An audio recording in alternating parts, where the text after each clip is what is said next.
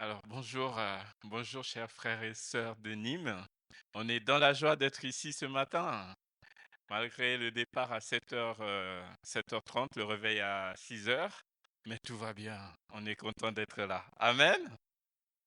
On va prier. Seigneur, merci pour ce temps que tu nous donnes ensemble. Merci Seigneur pour ta présence qui nous a conduits de Lyon jusqu'ici. Et on est arrivé vraiment dans les bonnes conditions et on est au bon endroit, Seigneur, pour recevoir de ta part. Je te prie, Jésus, de bénir cette parole, de bénir nos cœurs, de nous disposer, Seigneur, à recevoir et à écouter, à mettre en pratique ce que tu nous donnes. Merci, Jésus. En ton nom puissant, j'ai ainsi prié. Amen. Alors, je voulais vous partager sur les fondations de la grâce et de la communion.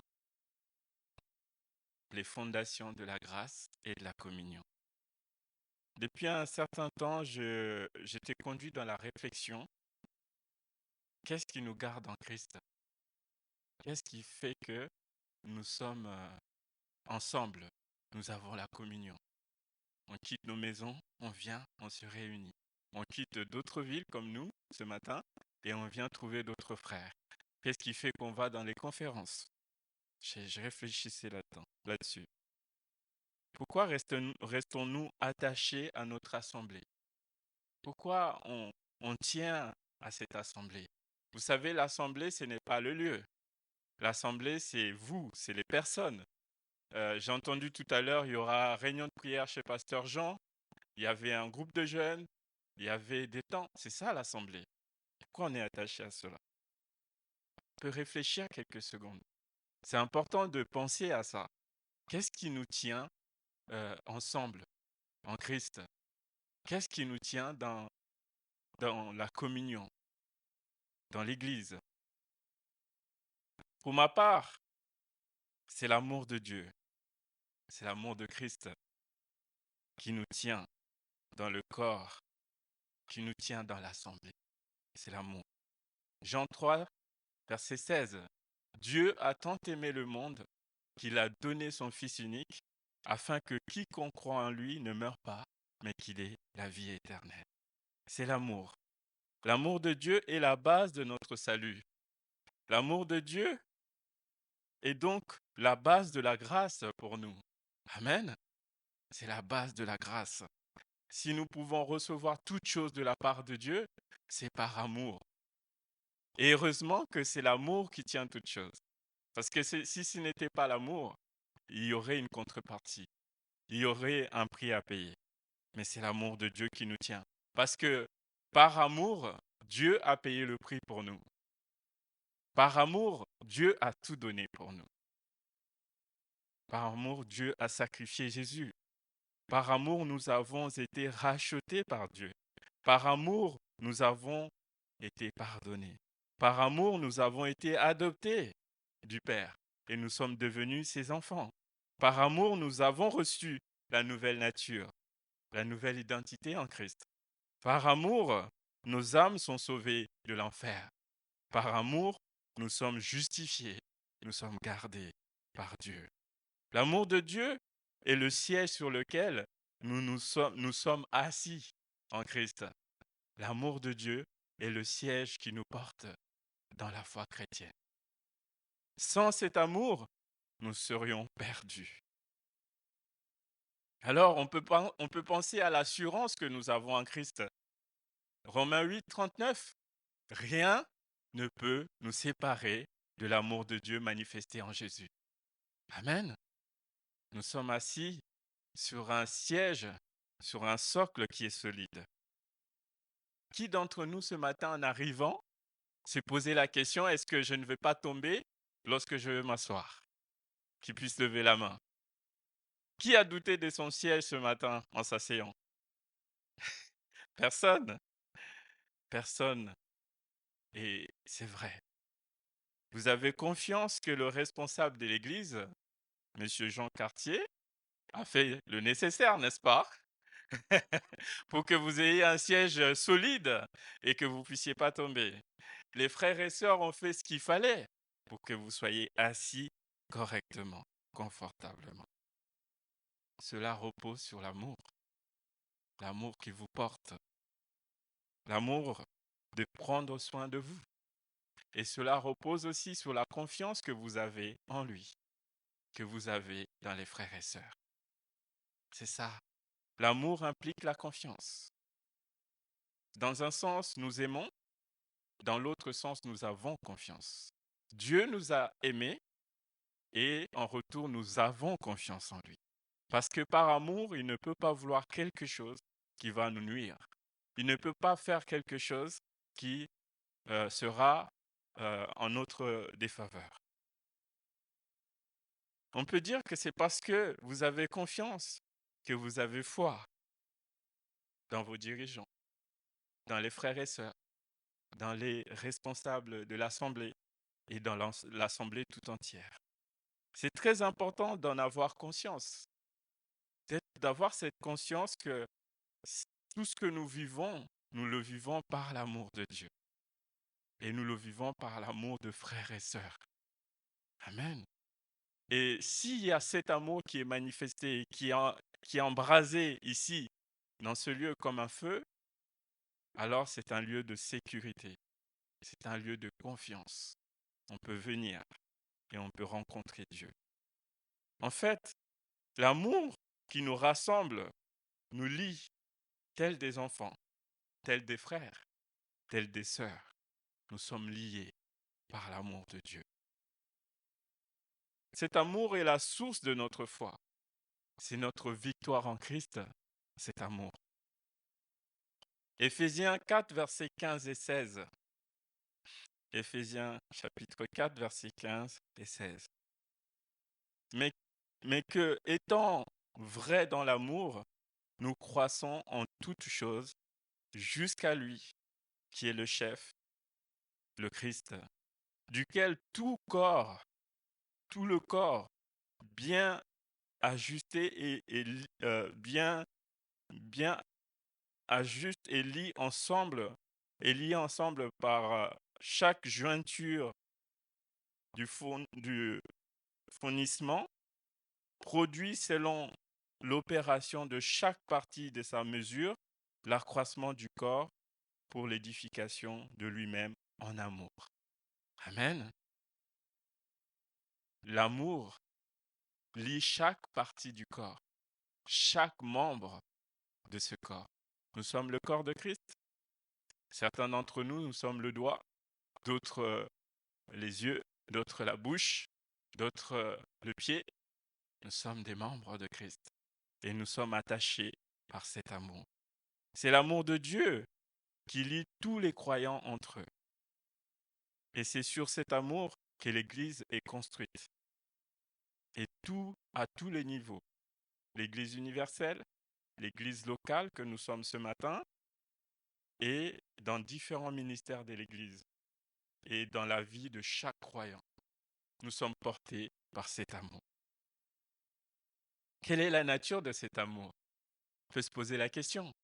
Parce que l'amour de Dieu est grand, l'amour de Dieu est puissant, l'amour de Dieu est fort. Mais quelle est la nature de cet amour? Ça nous interpelle parce que nous sommes appelés à vivre l'amour aussi. Nous sommes invités à partager cet amour. Alors on va aller chercher la nature de cet amour. 1 Corinthiens chapitre 13. On va voir la nature de cet amour, l'amour de Dieu. 1 Corinthiens chapitre 13, versets 1 à 9.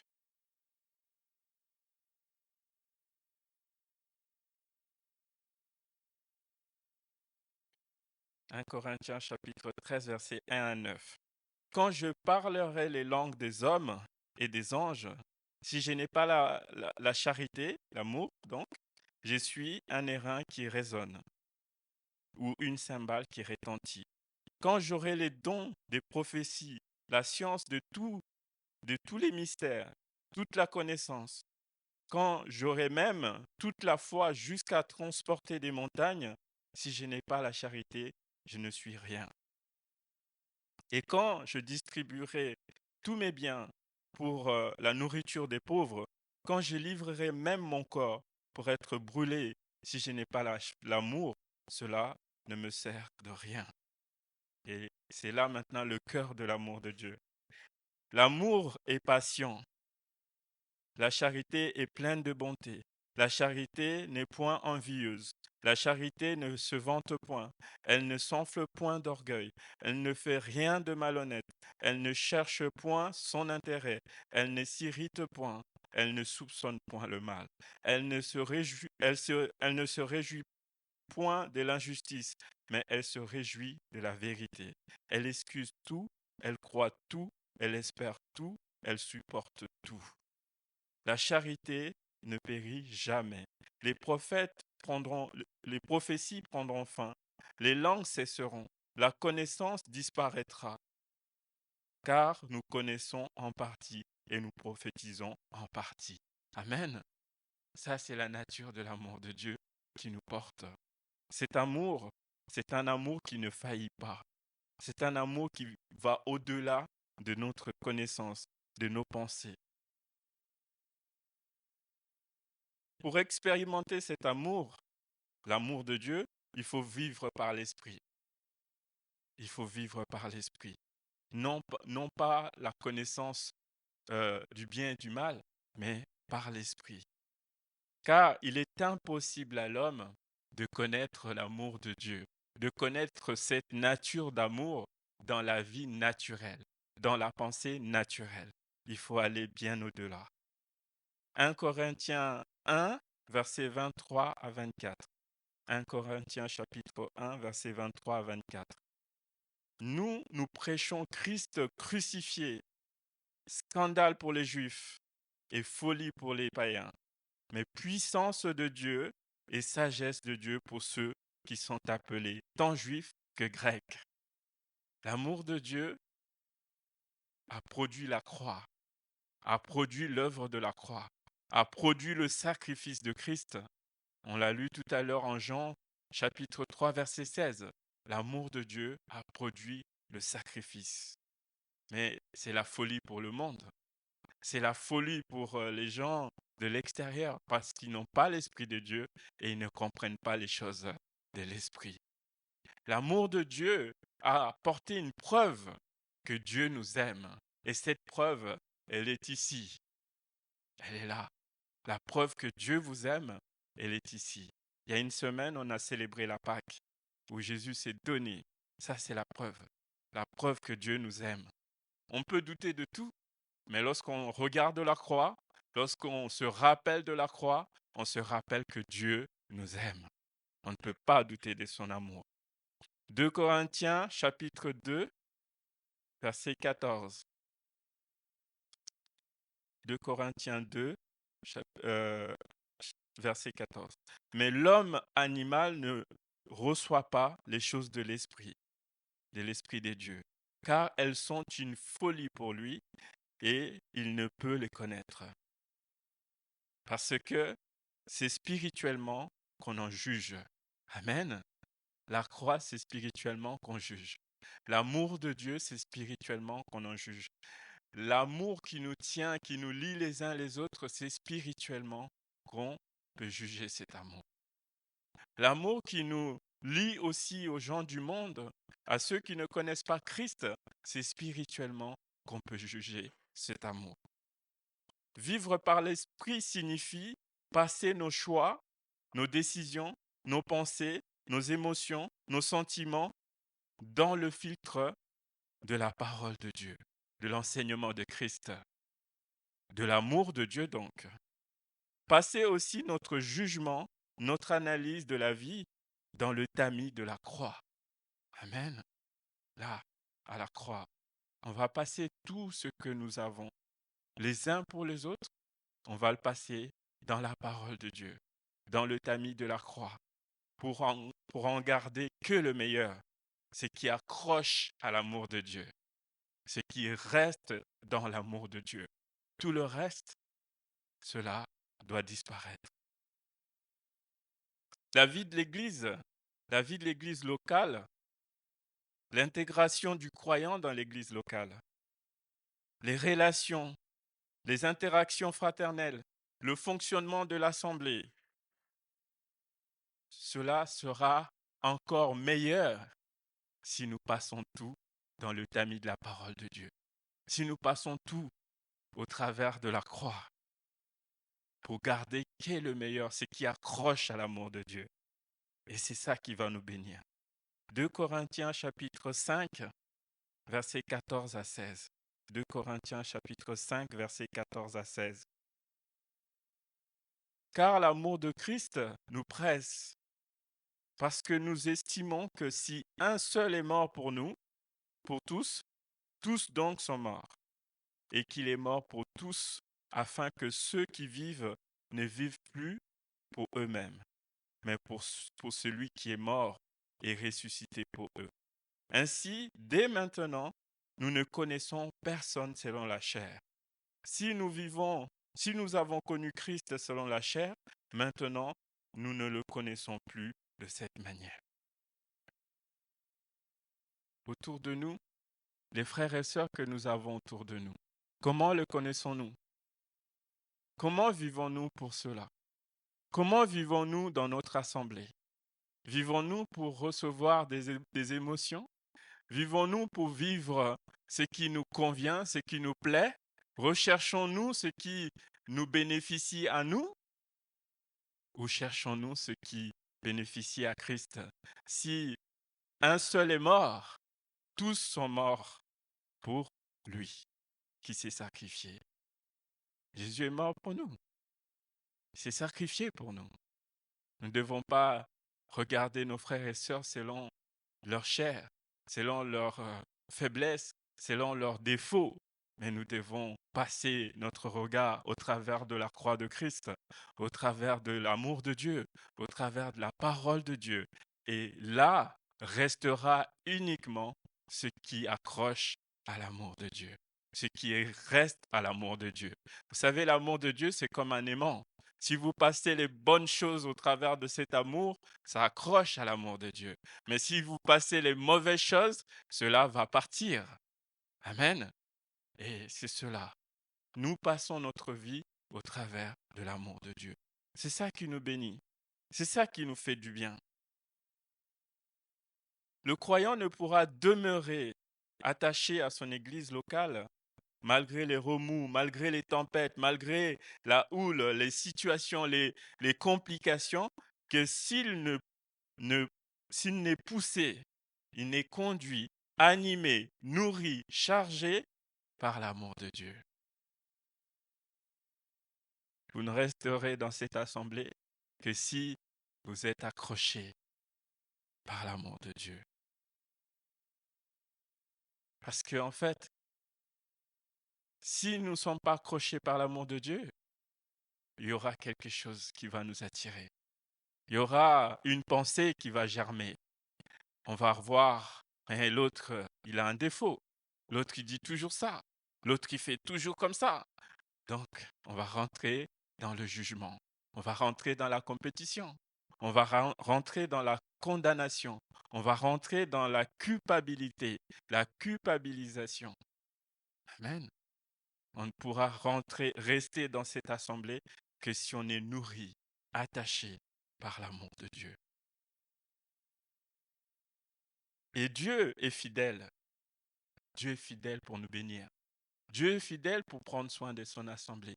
Dieu est fidèle pour prendre soin de la transformation de chacun, du changement de chacun, de l'évolution de chacun.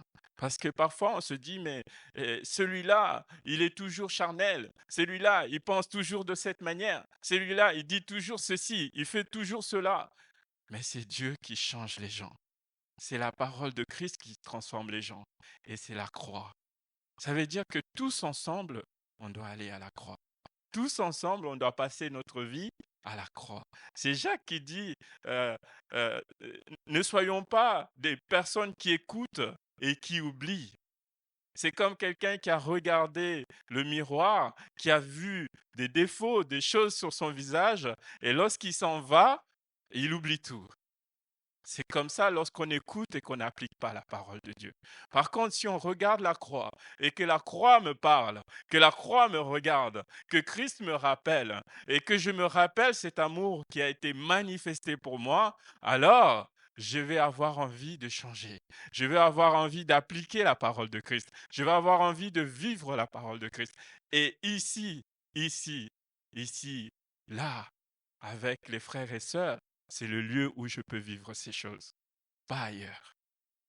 C'est ici que je peux vivre la puissance de Dieu pour changer, la puissance de Dieu pour grandir, la puissance de Dieu pour être restauré, être guéri, être libéré, être transformé, être une nouvelle création.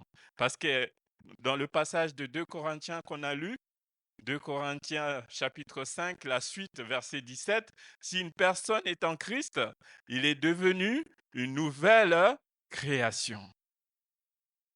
Vous ne pourrez pas devenir une nouvelle création ailleurs. C'est ici, au milieu de frères et sœurs, que vous serez une nouvelle création pour la gloire de Dieu. Et Dieu est fidèle. L'amour de Dieu va nous pousser à faire confiance à Dieu, va nous pousser à faire confiance à notre berger, va nous pousser à faire confiance à notre assemblée, va nous pousser à faire confiance en l'œuvre de Dieu au milieu de nous. Cela ne veut pas dire que tout sera parfait. Cela ne veut pas dire que tout le monde vous traitera comme vous voulez. Cela ne veut pas dire que tout le monde vous parlera de la manière que vous souhaitez. Mais nous avons confiance dans cette assemblée. De la même manière qu'on est assis sur le siège, on n'a pas regardé, on n'a pas vérifié. Est-ce que je vais tomber? Est-ce qu'il y a quelque chose qui peut me faire mal? On a eu confiance. On peut avoir confiance en Dieu pour nous tenir, pour nous conduire dans notre assemblée, là où nous sommes. Parce que c'est là où l'amour de Dieu descend. Parce que c'est là où l'amour de Dieu a été donné. C'est là où la croix a été donnée. Et c'est là où nous serons bénis. Amen.